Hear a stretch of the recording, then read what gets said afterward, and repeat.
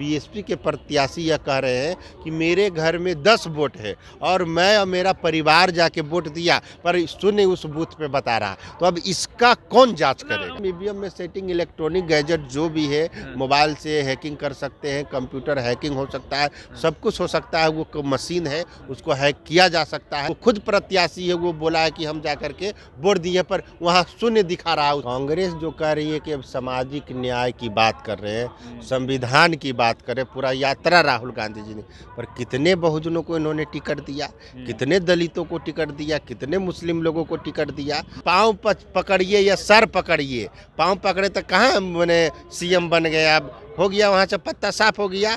आई धीरेन्द्र शास्त्री, ये सब ढोंगी बाबा ताबा, ये सब क्या करेगा? कांग्रेस और महागठबंधन का तभी वापसी हो पाएगा जब ये किसी दलित को प्रधानमंत्री बनाने के लिए पेश करेंगे। देश के 5 राज्यों में चुनाव हुआ, 3 राज्यों में कांग्रेस की करारी हार हुई है। हार के वजहों पे हम चर्चा करेंगे। हमारे साथ बीएसपी के बड़े चेहरा अमर आज़ाद जी होंगे पटना से। सर, जो रिजल्ट आया है, क्या प्रतिक्रिया आप लोगों की? रिजल्ट आया, प्रतिक्रिया इसमें क्या है? कांग्रेस का जो नीति रहा है, कांग्रेस जो कह रही है कि अब सामाजिक न्याय की बात कर रहे हैं, संविधान की बात करें, पूरा यात्रा राहुल गांधी जी ने, पर कितने बहुजनों को इन्होंने टिकट दिया, कितने दलितों को टिकट दिया, कितने मुस्लिम लोगों को टिकट दिया, तो टिकट नहीं दिया। तो परिणाम क्या होगा?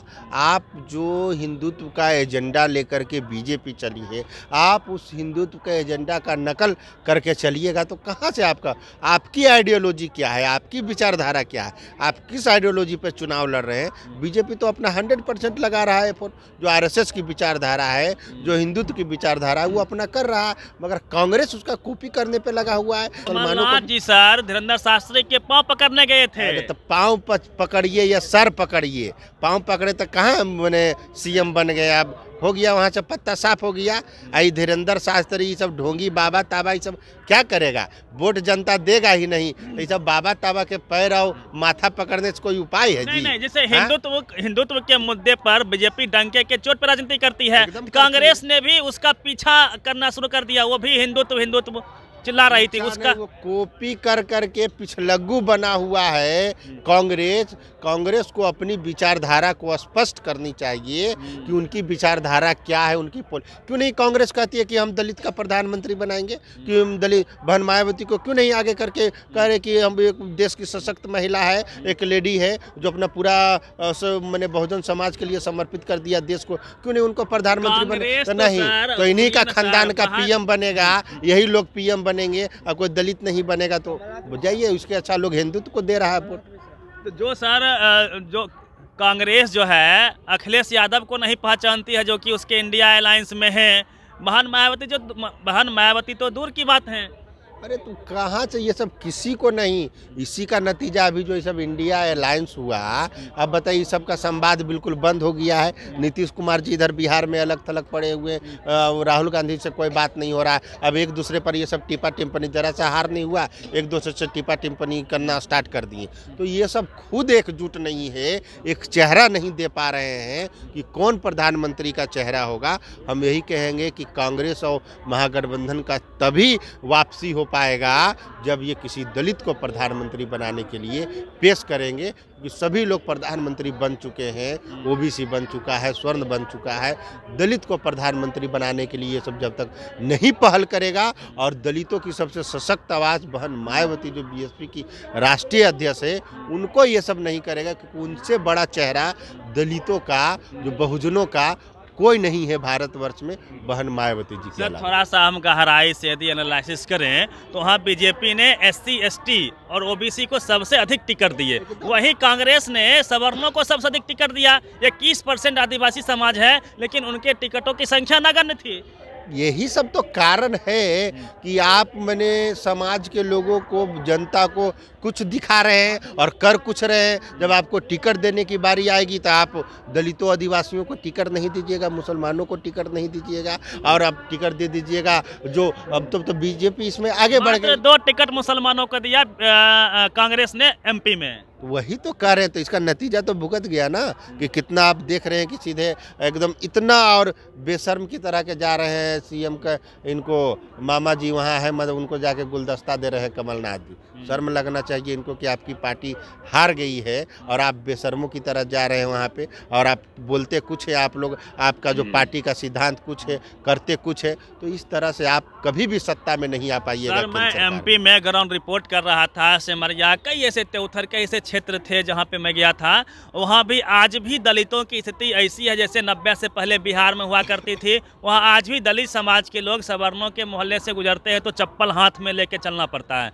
यदि कोई सवर्ण समाज का व्यक्ति दलितों के मोहल्ले से गुजरता है तो आज खटिये से उठ जाना होता है बैकवर्ड को। देखिए, दलितों की जो वर्तमान और पहले की जो स्थिति रही है अभी भी है कि कोई भी राजनीतिक दल, कोई भी राजनीतिक नेता यह नहीं चाहता है कि दलित समुदाय का विकास हो, उसका आर्थिक, शैक्षणिक और राजनीतिक। अगर कोई दलित ये बात कर दे, दलित पॉलिसी की बात कर दे, अपना मैंने पॉलिसी की बात कर दे, सशक्तिकरण की बात कर दे कि हम मैंने इस देश पे राज करेंगे, तो सभी लोग वो लोग दलित विरोधी काम है उसको नीचे गिराने में पड़ जाते हैं। इन लोगों को ये मैंने पछता ही नहीं है कि कोई दलित आगे बढ़े। मैं सर बीएसपी का भी वहाँ पे रैलियाँ देख रहा था, आज भी दलित समाज के जो लोग हैं वो बहन जी को वहाँ पे याद कर रही थी। भले ही वो बहन जी वहाँ पे जीत नहीं पाई, लेकिन बहन जी के कामों को वो लोग याद कर रहे थे। आज भी क्या लगता है कि जहाँ जहाँ कांग्रेस बीजेपी कांग्रेस रही है वहाँ दलितों की स्थिति बुरी तरह से खराब है? हाँ, देखिए दलितों की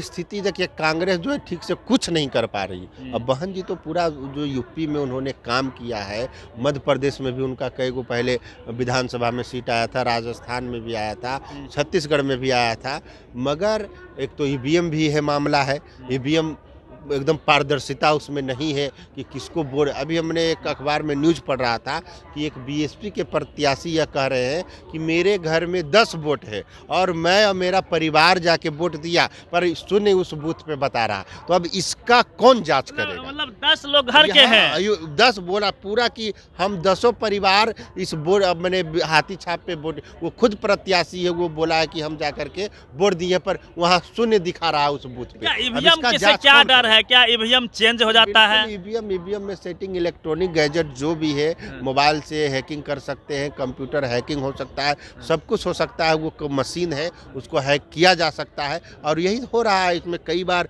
इसका मामला भी उठा है, पर ये सब ईवीएम बैलेट पेपर कराने में क्या दिक्कत है? एकदम एक कारण ये भी है, जातीय जनगणना का जादू नहीं चला क्या? बिल्कुल, ये सब आधे अधूरे मन से जाति जनगणना की बात कर रहे थे। जिस तरह से बिहार में जाति जनगणना हुआ, कांग्रेस शासित राज्यों में पहले करवा देना चाहिए था, मगर वो नहीं करवा पाए। और ये सब जो है, जो बैकवर्ड क्लास, दलित क्लास को आगे नहीं कर रहे हैं लीडरशिप में, उसका मुख्य कारण ये है। कमीशन भी लागू नहीं करवा पाई कांग्रेस।